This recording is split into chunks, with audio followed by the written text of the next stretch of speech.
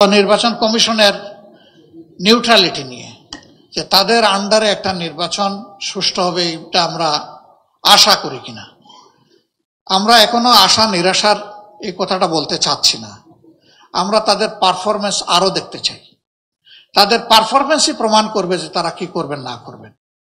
সেই ক্ষেত্রে আমাদের এইটা একটা রিকমেন্ডেশন আছে, দাবি আছে, যে জাতীয় নির্বাচন হচ্ছে সিদ্ধান্তকারী নির্বাচন, জাতির ভাগ্য নিয়ন্ত্রণের নির্বাচন। এর আগে যদি স্থানীয় সরকারের নির্বাচন হয়, যেটা নিয়ে এখন পাবলিক সাফারিং হিউজ, আপনারা জানেন যে একমাত্র ইউনিয়ন পরিষদ ছাড়া স্থানীয় সরকারের আর কোনো স্তর এখন কার্যকর নেই। এতে জনগণ খুবই কষ্ট পাচ্ছে এবং ক্ষতিগ্রস্ত হচ্ছে। এই নির্বাচনটা আগে হওয়ার দাবি আমাদের আছে। এই নির্বাচনের মধ্য দিয়ে নির্বাচন কমিশনের সক্ষমতা এবং সদিচ্ছা দুইটারই প্রমাণ পাওয়া যাবে ইনশাআল্লাহ।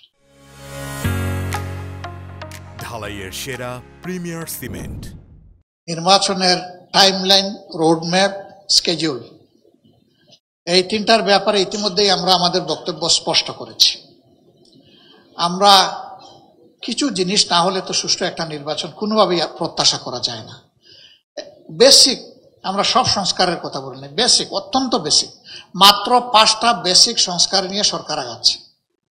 আমরা 41টা পয়েন্টে আমাদের রিকমেন্ডেশন আছে, কিন্তু এই 5টার আমরা বাস্তবায়ন দেখতে চাই। আমরা বলেছিলাম যারা পারপিট্রেটরস, তাদের বিচারটা যেন দৃশ্যমান হয়। এই বিচার দৃশ্যমান হতে শুরু করেছে, এখানে আমরা একটু আশাবাদী।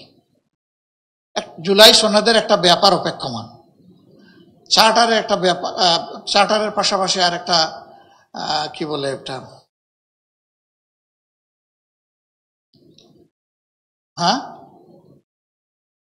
ডিক্লারেশন, যেটাতে এখন কাজ করতেছে আমাদের ঐক্যমত্য কমিশন।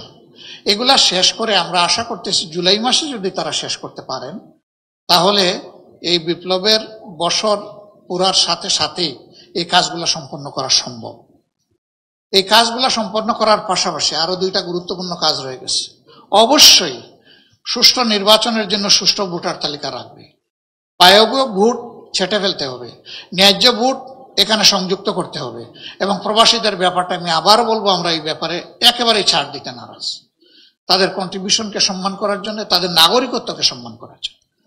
তো এই বিষয়গুলো সারতে গিয়ে আমরা মনে করি যে প্রধান উপদেষ্টা যে টাইমলাইনটা ফ্লেক্সিবল টাইমলাইন বলেছেন, ডিসেম্বর টু জুন, ডিসেম্বর 25 থেকে জুন 26, এর ভিতরে তিনি নির্বাচন দেওয়ার পক্ষে। আমরা আমাদের মতটা ইতিমধ্যে ব্যক্ত করেছি যে এইটা ফেব্রুয়ারির মধ্যভাগে হতে পারে, রোজার আগে আগে। কোনো কারণে যদি এই সমস্ত শর্ত পূরণ করতে গিয়ে না হয়, তাইলে কোনো অবস্থায় এপ্রিল পার না হওয়াটা ভালো হবে।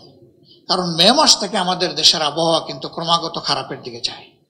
এটা নির্বাচনের জন্য উপযুক্ত কোনো সিজন হবে না। আমরা এইভাবেই আমাদের মতামতটা ব্যক্ত করেছি, কিন্তু আমরা বেঁধে দেওয়ার অধিকার রাখি না। আমরা যদি নির্দিষ্ট করে বলে দেই, তাহলে তো এটা সিদ্ধান্তের পর্যায়ে চলে যায়। সিদ্ধান্ত নেবে সরকার, আমরা তো সিদ্ধান্ত নেব না। আমরা আমাদের মতামত জানাতে পারি, আমাদের দাবি জানাতে পারি, আমরা সেটি জানিয়েছি।